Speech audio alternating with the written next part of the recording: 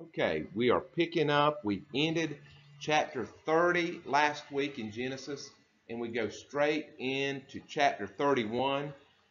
Jacob has had his adventures in Padan Aram, and he's ready to head back to the promised land now. Before we go into that, I ended abruptly last week, at least online. I ended abruptly as I went through the theme. I think I stopped it and then talked a little bit more here live, but online it was an abrupt ending. Kelly pointed that out to me when she posted it. And so I wanted to go back, talking about the big theme thread throughout the patriarchs being Abraham, Isaac, and Jacob, because what it seemed like, I think, was that the big theme, because of the verses I put up here, is that God's desire was to make the patriarchs rich, wealthy. And that's certainly not. It is physical wealth that they're talking about, but it is the theme here is that God is the one that blesses. All blessings come from God. Of course, Abraham with Abram had sheep and oxen, male and female donkeys, male and female servants and camels in Genesis 26. Same thing for Isaac. And then down with Jacob, uh, pretty much the exact same thing. And as we will see as we go into chapter 31, in the end, Jacob himself, who is as we've said, is a mixed bag of, he says good things and then he does some things that sometimes look a little shady. But he is the first to give Yahweh credit for his blessing. And so what I want to point out is, we're not to see this as rich. God made them rich. When you hear the word blessing, blessing does not equate to rich, being wealthy. We talked about that a lot last week. What it goes back to is the creation story, the order of creation in Genesis 1, verse 28. You may remember it. It said, then God blessed them. And at this point, we've only been told about two people, Adam and who will be named later Eve, Adam and his woman. Then God blessed them and said, be fruitful and multiply. Have an abundant life. Have kids. Spread out and fill the earth and govern it. Govern it. Have dominion over the earth. Reign over fish in the sea, birds of the sky, all the animals that scurry along the ground. So you see there, even in that original blessing, the blessing was associated with a relationship with the animals where man governed over the resources of the earth. And so what we see in this blessing is mention of the domestic animals that were needed to live and survive. And so God is giving them the things they need to live and survive. And there's a little bit more going on here because they have prospered, it says, exceedingly with Jacob. What is going on? Well, Yahweh is establishing in the patriarchs, when we talk about Abraham, Isaac, and Jacob, he's establishing a work with a particular people. Okay, that's Genesis 12 is when we meet the first Hebrew, Abram. And God is beginning the work there that he is still working, and we meeting here for Bible study today is a part of that work, a part of that plan. It's continuing. Yahweh begins this work with the patriarchs, and that word patriarchs is a Latin word.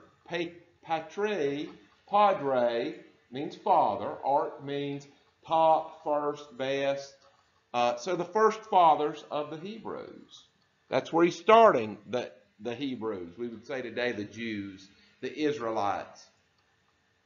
Yahweh is delivering the blessing that he promised from the beginning. What those verses are affirming is not God made them rich and he's promising you to be rich too, which is how some people preach those verses. Rather, he is saying, you remember back when I created everything and put order, and I made the days and ordered the days and ordered your lives? And I said then that I was going to bless you and give you dominion, governance over the resources of the planet.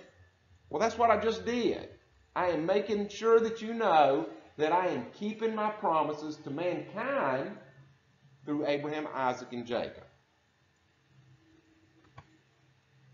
However, that said, Yahweh is blessing in a way that distinguishes Abraham, Isaac, and Jacob, separates them as his special people. He is beginning a special work in the Hebrew people. He is starting the Hebrews, and so he wants to separate them out. Does anybody know what word we use for separating something? It's a Bible word. We use it a lot, and it basically means to separate, set apart.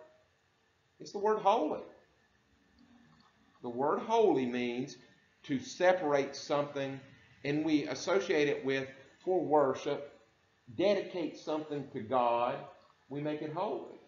This is not going to be common. I'm not going to take this whatever and just use it for my daily bread, my daily survival treasure, whatever. But this is separated for God. And that's what he did with these people. So this is not just, I don't want to say this is just a common blessing. It is the blessing that is common to all men from Genesis 1:28. But it's also special here with these patriarchs because they have a special purpose. At the same time that he is blessing them, he is equipping them for survival. The patriarchs live as foreigners in a land. Starvation and famine and thirsting to death is always a potential crisis where they live, and people killing them. So he's giving them lots of livestock and lots of serving, big households, so that they don't get wiped out by famine. They don't get wiped out by bad guys that want to take their stuff. They have lots of guys. And as we know, back in Genesis 14, how many household men did Abraham had or Abram have when he went to get Lot? You remember that number? He had 318 in his household, men, fighting men. And so that's a pretty good, he was well set up. It would be hard to attack Abraham and take all his stuff and kill him. And so that survival is part of what's going on here in a hostile world. Now, there is a parallel that we're familiar with to this kind of thing, and that is, you remember when they left Egypt to go wander in the wilderness, and the Egyptians came and gave them treasure. You remember that? That's Exodus chapter 12, verses 36 and 38. Yahweh caused the Egyptians to look favorably on the Israelites, and they gave the Israelites whatever the Israelites asked for. So they stripped the Egyptians of their wealth. They took whatever they wanted from the Egyptians. That night, the people of Israel left Ramses and started for Succoth, about 600,000 men, plus all the women and children. A rabble of non-Israelites went with them. It's called, in the King James, it says a mixed multitude. That word, interestingly, that word for mixed multitude or rabble or mixed people is Arab. Well, is there a people today that you think is known by that name? Arab. The word Arab comes from that. The Arabs, that's the other Semitic people that are around the Israelites. And so all the different people, and it would be, I'm sure they have more specific designations than just Arabs, but in general, the people that lived around. And so what we see here, again, and I've made this case, when God called Abraham in Genesis chapter 12, did he say, I'm going to start a work with you, Abraham, and I want to leave everybody else out? This is just about the Hebrews being my favorite. No. From the very beginning, he said, I'm going to bless you. I'm going to bless those who bless you. I'm going to curse those who curse you. And in you, Abraham, in your descendants, in the seed that we're watching and waiting for, I will bless all people. I will bless the Arab. the mixed multitude. My desire is to know all people. I am simply starting a work with the Israelites. Now, this is the problem. We know all have sinned, all people are sinful. And what sin does is once you are special, you like being not special later. No. And I think one of the problems today with the descendants of the Hebrew people is, and the reason that they reject the Messiah when he came, is because they're still special to God, but they became a little bit less special when the Arab was included in the blessings of God. I think. That's my opinion. I'm giving you opinion here. We are the Arab. And Jesus was not the first time that the Arab was invited in to the blessings of God. We see that right here. Anyway, that's a tangent. Let's get back here. So this is a parallel to that. What that is what we see in this story of him leaving with lots of wealth and a wealthy man. He went up there with nothing. He went up there running for his life from Esau. We're talking about Jacob. Laban was a wealthy man. This is a divine reversal of fortune. We see this a lot, where somebody unexpected or somebody weak is able to overpower or overcome somebody that is bigger than them, stronger than them, more wealthy than them, etc., etc., etc. And in the ancient storytelling, we talk about it all the time, when there's a reversal of fortunes like that, we are to understand that God has made that happen. Because normally, the man overpowers the woman, the wealthy overpowers the poor, etc., etc. But when it's reversed, it's only something that God can do. So Yahweh is working a plan from the beginning, his desire to bless mankind, through Jacob. And he's going to bless Jacob one way or the other. That means he can bless Jacob, and Jacob can be obedient and honor God and to live a life that seeks God's plan in his life, or Jacob can be conniving and tricky and manipulative and take advantage of things, and God will bless him. Okay? Does that sound familiar? One thing, Jacob is hard to figure out, but one reason I like Jacob is because he's like us. He's like us. And we have a choice, like Jacob. Jacob generally chose by watching. If you don't listen to what he says and just watch what he does, he's going to be a little bit manipulative. He's always scheming. He's always planning how he's going to get an advantage. But underneath that, and Jacob will affirm that in chapter 32 especially, Jacob will say, you know what? It's God who blessed me. Yahweh will do it the easy way, Jacob cooperating, or the hard way, with Jacob wrestling for control. What is Jacob going to do? Always. Jacob is going to wrestle to be in control. So, does God get mad and say, I'm not going to bless you if you're going to wrestle for control with me? No, God does what he plans to do. But he does, that said, God calls us to be obedient over and over and over and over and over.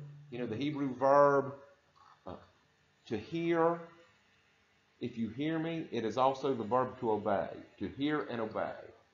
So if you hear what I say and I tell you to do something and you don't do it, they would say that verb is shema. Deuteronomy 6:5 is called the shema. If you hear me but don't do it, you did not shema. Because when you hear God, you obey God. So we pick up now, back to Genesis chapter 31, verse 1. Now Jacob heard the words of Laban's sons. Laban's sons were like, what's going on here? Jacob's flocks are growing. And we're watching him to see if he's stealing from us, but he doesn't seem to be stealing. That word steal is going to be a big theme here. The Hebrew verb is ganav. Ganav. And there is this great suspicion that Jacob is stealing in order to get his wealth.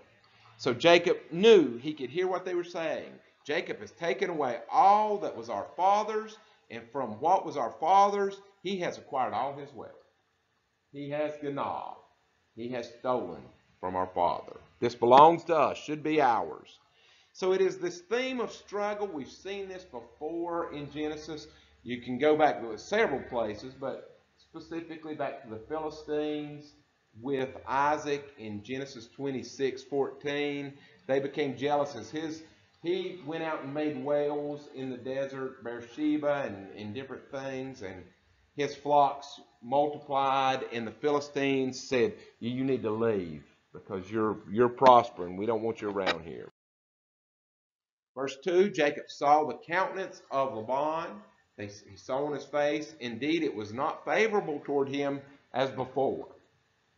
He could read that Laban was turning on him and becoming jealous of him, which is interesting because, last week Laban said to him, stay with me because God has favored me because of you. If you will stay and keep my sheep, then I will be favored. I will prosper. Well, that's when Jacob began doing his thing. And so as far as we know, Laban's herds had prospered under Jacob. However, at the same time, Jacob's herds grew and grew and grew and grew. And man does not like that. Then Yahweh said to Jacob also, return to the land of your fathers, to your family, and I will be with you. He had said that before Jacob left. Go, I will keep you, and I will be with you. And that is a big promise here in Scripture. If we turn to God in faith, He will be with us as we go through life. Yahweh repeats His call for Jacob to come home and His promise of blessing. I believe that God calls to all people. I believe that one of the works of the Holy Spirit is to speak to the hearts of all people. And this is where I would part ways with a Calvinist. There's a lot of things that a Calvinist and I might agree with theologically, but I believe that the Holy Spirit speaks to all people. And I believe that it's God's desire for all nations to turn to Him and to have this promise of closeness and comfort from God. I think sin is pretty strong, though. I think most people dismiss it. That was some weak moment that I was thinking about God there, and I want to go and take control of my life, and I want to stand and deliver for myself. So there's Jacob and Leah and Rachel. Verse 4 says, so Jacob sent and called Rachel and Leah to the field, out to his flock, and said to them, I see your father's countenance, that it is not favorable towards me as it was before, but the God of my father has been with me. He has kept me, and I've prospered. I've built a great flock. As I said, Jacob recognizes, at least with his words, Jacob's words are always good. He recognizes the source of his prosperity. Look at this. In verse 6 and 7, and you know that with all my might I have served your father and taken care of his flocks. Yet your father has deceived me and changed my wages 10 times. He keeps recalculating things. But God did not allow Laban to hurt me, to take advantage of me. Laban was trying to steal from me, I think would be another way. And God did not allow that. Ganab. Aha! So we'll see here that it wasn't him putting the limbs in front of the goats and shaving off and having white and dark patches on the limbs, putting them in the troughs. in front of the animals that caused them to have speckled animals. Verses 8 and 9, if he said thus, and this is Laban, so Jacob is talking to Rachel and Leah, and he said, if Jacob said, the speckled lambs shall be your wages, then all the flocks bore speckled. And if Laban had said at another time, as he was changing the deal, how about the streak be your wages now?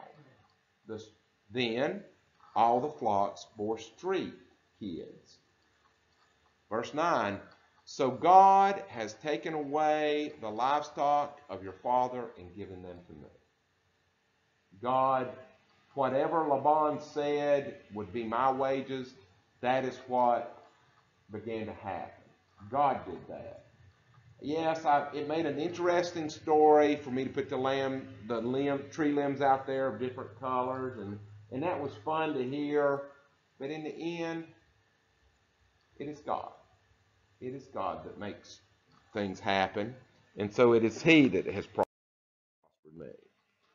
Verse 10, it happened at the time when the flocks conceived that I lifted my eyes and I saw in a dream, and behold, the rams which leapt upon the flocks were streaked, speckled, and gray spotted. Then the angel of God spoke to me in a dream and said, Jacob, and I said, here I am, I'm listening. And God will say to him, remember your vow to me here. We'll see in this next verse, now arise. And I put it there because I think God speaks that to us as believers on an ongoing basis. It's hard to live for God all the time. It's hard to not get focused on finances, getting groceries, and all the different things. And I think if we listen in our heart, with our spiritual heart, I think the Holy Spirit frequently will say, remember the vow to me. Remember the God quality in your daily walk. Now get up. Get up from asleep. Get up from being consumed by all the different things that make up the physical life and follow me. You can still do those things. You're going to need to have money. You're going to need to get groceries. You're going to need to sleep and all the different things. But arise and do those things for a godly purpose. Find my purpose in what you do. In verse 12, he said, lift your eyes and see all the rams which leapt on the flocks are streaked, speckled, gray spotted, for I have seen all that Laban is doing to you. So Laban was trying to take advantage and steal from Jacob, and God saw that. I am God of Bethel, back when you slept at Bethel and set up a pillar, where you anointed a pillar to honor me, and where you made a vow to me. Now get up, get out of this foreign land, and come back to relationship with me. Return to the land of your family. Again, we get caught up in our life, and God always says, return to me. The land represents, it doesn't represent, the land is where the Garden of Eden was. It is the place of relationship with God. Get up from being consumed by your life and your troubles and your entertainments and all the things that you pursue, and turn around in your heart back to me, back to relationship with me. Most of the things you do probably are okay, but just do them in a way that honors me. And those things that you can't do in a way that honors me, those are the things that we get out. That's what coming back to the land is. What we're working on at church all the time. Renewal, renewal, repentance, renewal. Living for God. We begin to see clear God's working here. As Jacob tells this to his wives, it had appeared that Jacob was getting the better of Laban by being cunning and crafty and deceiving him and putting the limbs out and things like that. But what Jacob is testifying, that it was God all along. He did those things, but it was God who blessed those things. Just as God had previously worked to give Laban the upper hand, back when Jacob first went there, saw Rachel and wanted to marry Rachel, it was God's will that he married Leah and had 4 kids by her. And at that point, he gave Laban the upper hand, and Laban tricked Jacob to give Leah to him. I believe, and this is an important part, and again, this is where I would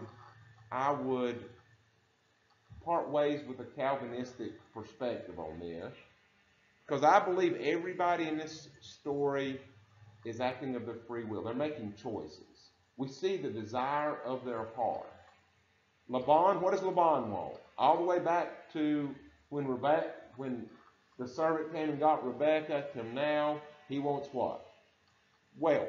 He wants to get wealthy. More money, more money. Jacob is constantly working to get that blessing, to get that birthright.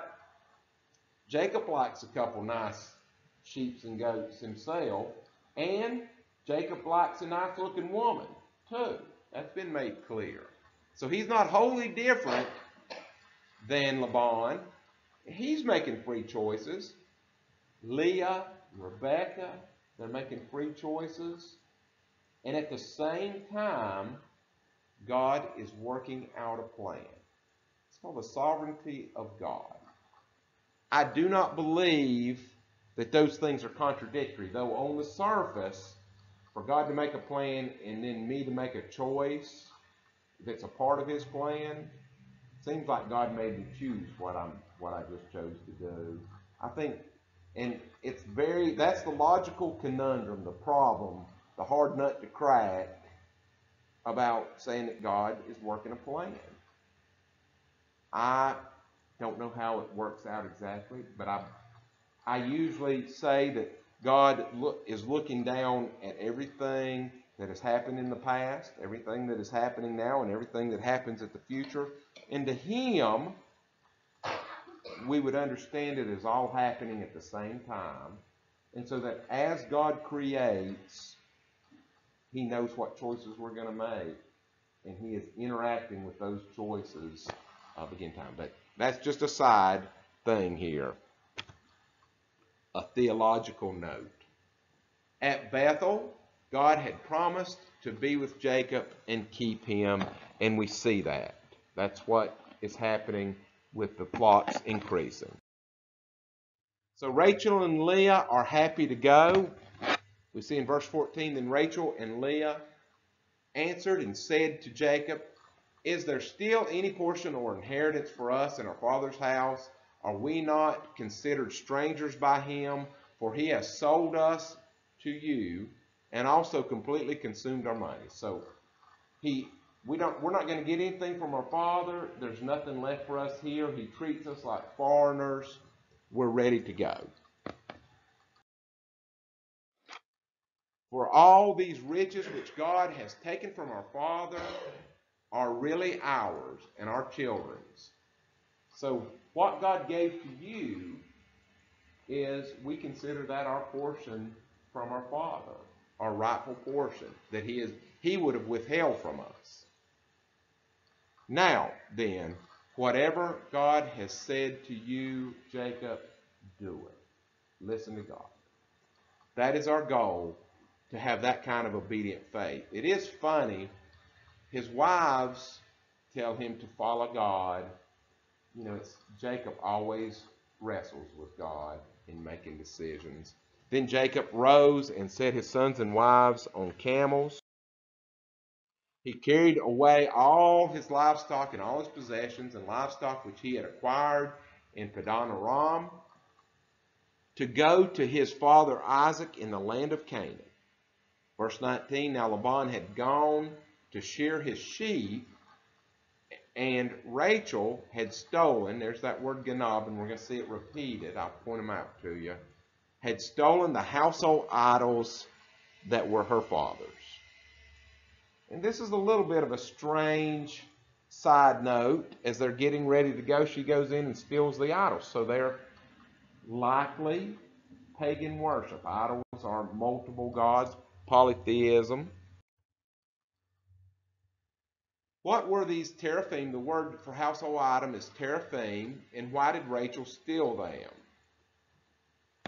Well, let me talk a little bit about them. Teraphim occurs 15 times in the Old Testament, and it's translated household gods or gods. They're little statues, and archaeologists have dug up a ton of these. Now, this is the environment that God is trying to do His work in.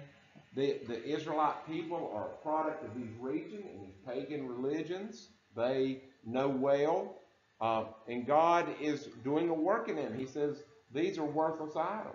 These are empty things. Do you think the Israelites listened to Him? Well,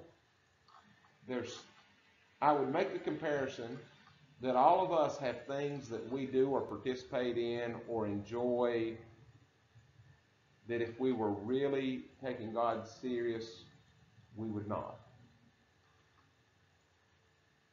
And so an idol is something, and I use the definition, what an idol is in the Old Testament is anything that we make more important than God, even for a little bit.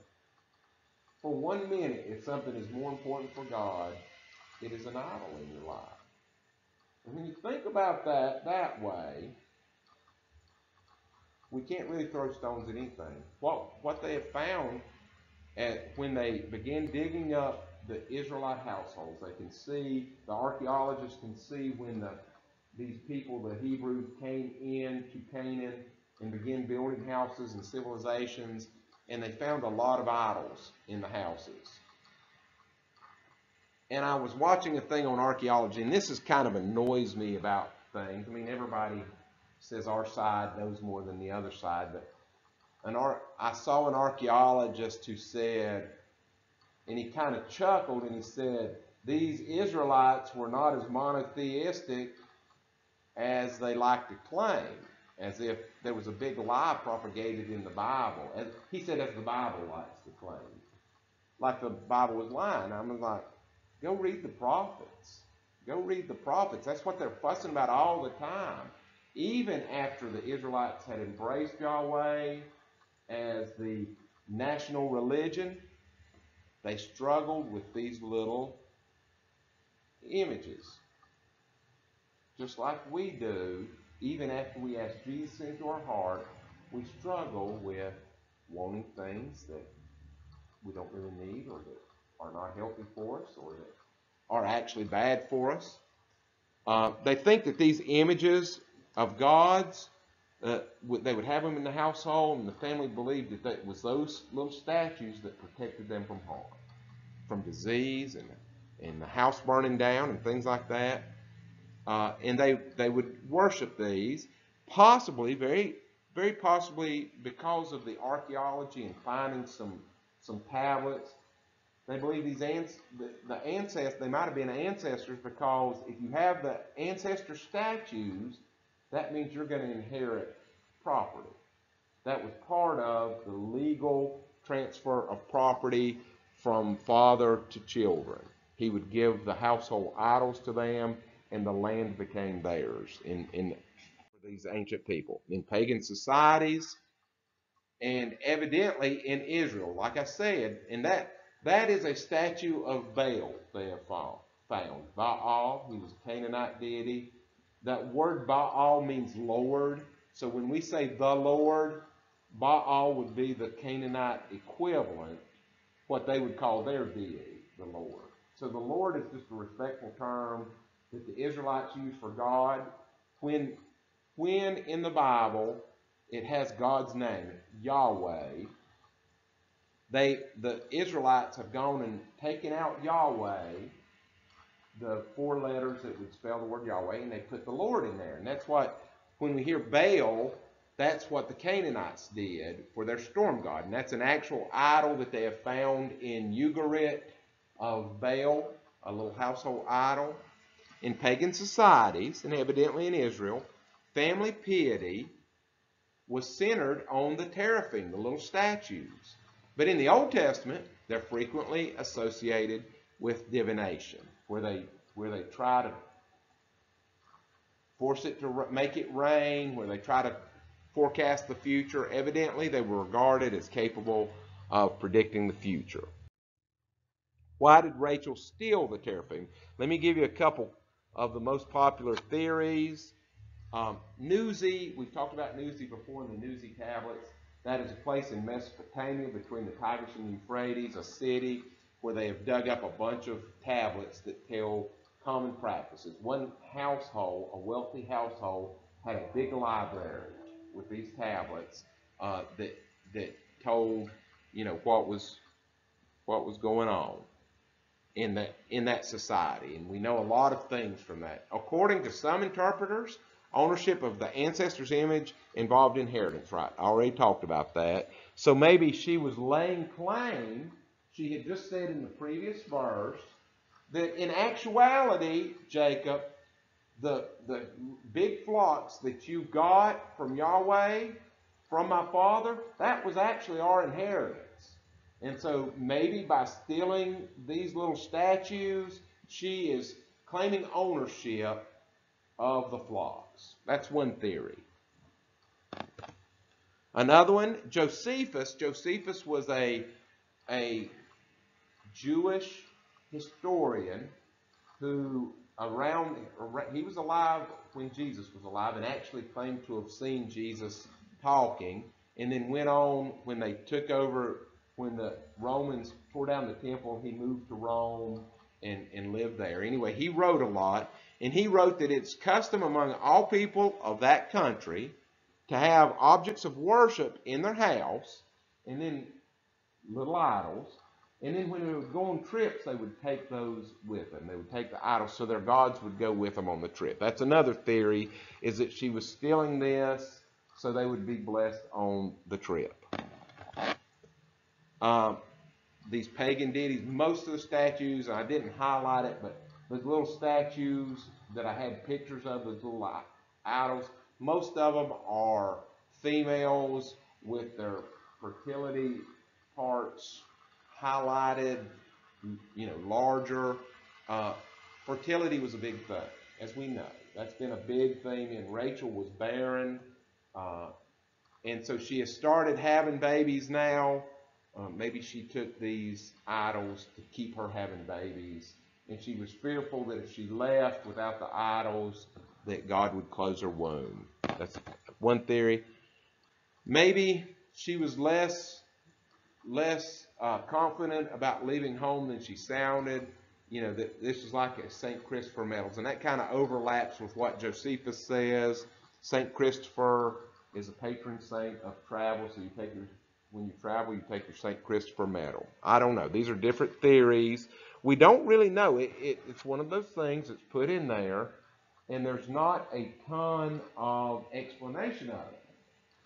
However, that word ganob, she stole the idols, ganob, we see that word pop up over and over. And so let's see if we can pull something out of the scripture. In the very next verse, Jacob stole away. Another variation of that same verb. She stole the idols. In the next verse, Jacob stole away unknown to Laban. He left. He stole his family and ran away.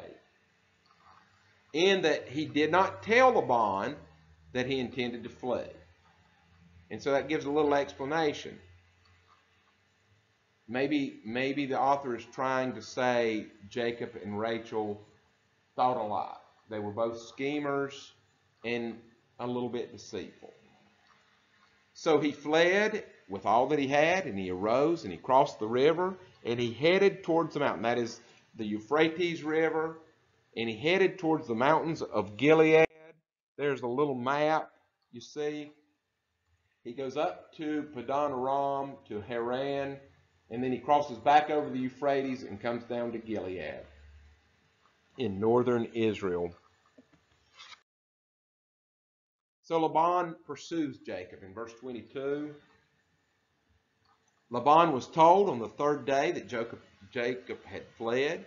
Then he took his brethren with him, and he pursued him for 7 days' journey, and overtook him in the mountains of Gilead, verse 24. But God had come to Laban the Syrian in a dream by night and said to him, be careful that you speak to Jacob neither good nor bad. So a warning, a divine warning. Basically, don't go and kill Jacob. You'll deal with me. So Laban overtook Jacob. Now Jacob had pitched his tent in the mountains, and Laban with his brethren pitched in the mountains of Gilead. Laban said to Jacob, what have you done that you have stolen away, that you have ganabbed? Unknown to me, carried away my daughters like captives taken from the sword. Okay? Laban's case is, these are my daughters, these are my grandchildren, they're not yours. You have stolen them in the same way that Rachel stole the idols. You have taken what did not belong to you. Why did you flee away secretly and steal away? There, that same verb again, ganab from me. And not tell me, for I might have sent you away with joyful songs, with timbrel and harp. Do we believe that? Does anybody believe that Laban would send him away with timbrel and harp? You did not allow me to kiss my sons and daughters. Now you have done foolishly in doing so. You have disrespected me. Verse 29, it is in my power to do you harm. But the God of your father spoke to me last night, saying, be careful that you do not speak to Jacob, neither good nor bad. In my opinion, he's crossed that line already, but I didn't write the Bible. And now you have surely gone because you greatly longed for your father's house. But why did you ganab my gods? You took my kids, my daughters, you took my grandchildren. Why did you take my gods? Then Jacob answered and said to Laban, because I was afraid.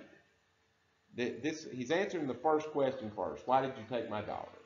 Because I was afraid. For I said, perhaps Laban will come back and take his daughters back to me by force. With whomever you find your gods, your teraphim, your idols, do not let that person live. In the presence of everybody here, all of our brethren, identify what I have of yours and take it back with you.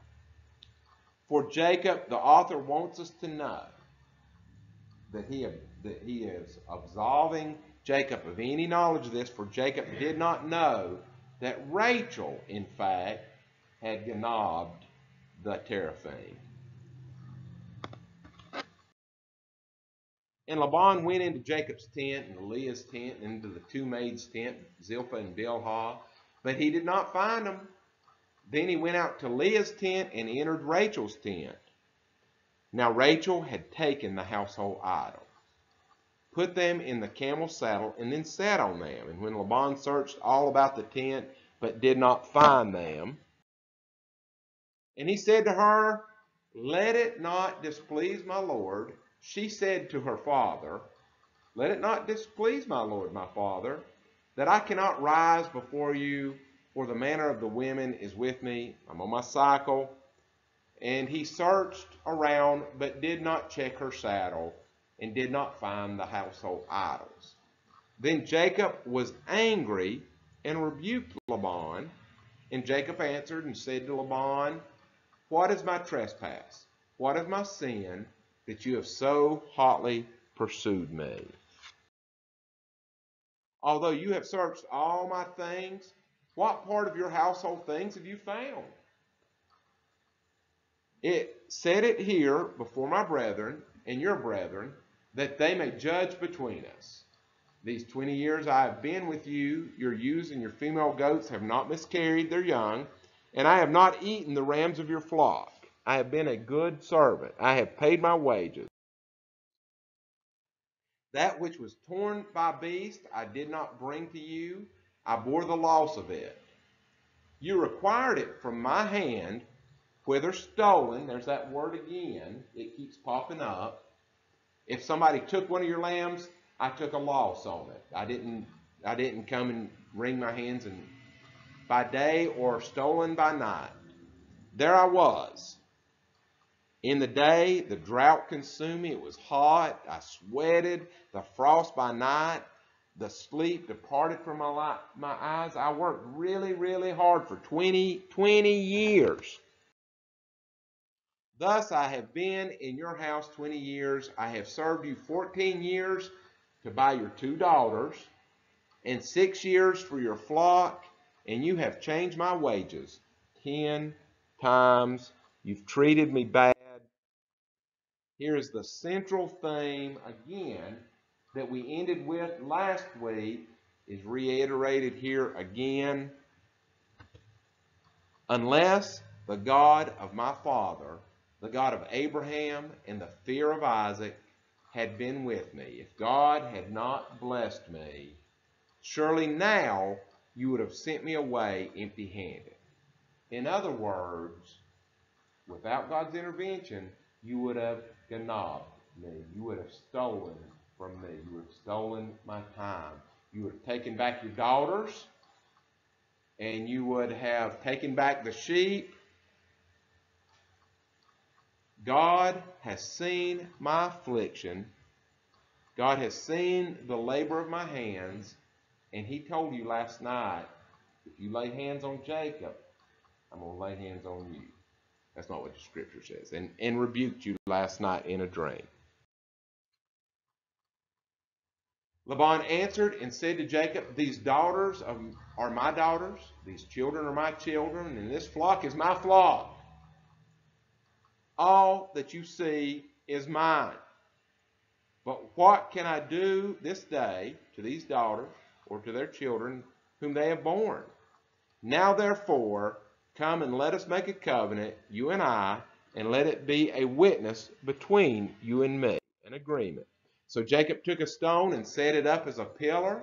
Then Jacob said to his brethren, gather stones. And they took stones and made a heap, and they ate there on the heap.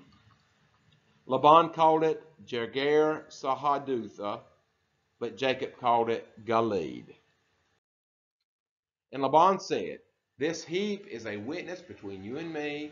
Therefore its name shall be called Gilead, also Mitzpah, judgment, because he said, may the Lord watch between you and me when we are absent one from another. So they're making an agreement because God intervened that Jacob is going to be able to keep the women and his children and the flocks, and they're going to agree to part ways here.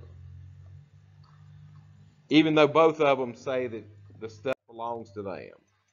If you afflict my daughters, or if you take other wives besides my daughters, although no man is with us, see, God is a witness between you and me. Then Laban said to Jacob, here is the heap, and here is the pillar, which I have placed between you and me. This heap is a witness, and this pillar is a witness, that I will not pass beyond this heap to you. I will not cross this boundary to come in pursuit of you. The implication is that if you bring this stuff across this pillar back up to where I am, it's my stuff. These daughters, these grandkids, and these sheep. So if you come back up this way, it's my stuff. And you will not pass beyond this heap and this pillar to me for harm. Verse 53, the God of Abraham, the God of Nahor, Abraham's father, the God of their father, judge between us. And Jacob swore by the fear of his father Isaac, who is Yahweh. Then Jacob offered a sacrifice on the mountain and called his brethren to eat bread. And they ate bread and stayed all night on the mountain. And early in the morning Laban rose, kissed his sons and daughters, and blessed them. Then Laban departed and returned to this place. So that is that interesting story. The Jacob and Laban thing comes to an end. They've been battling for 20 years.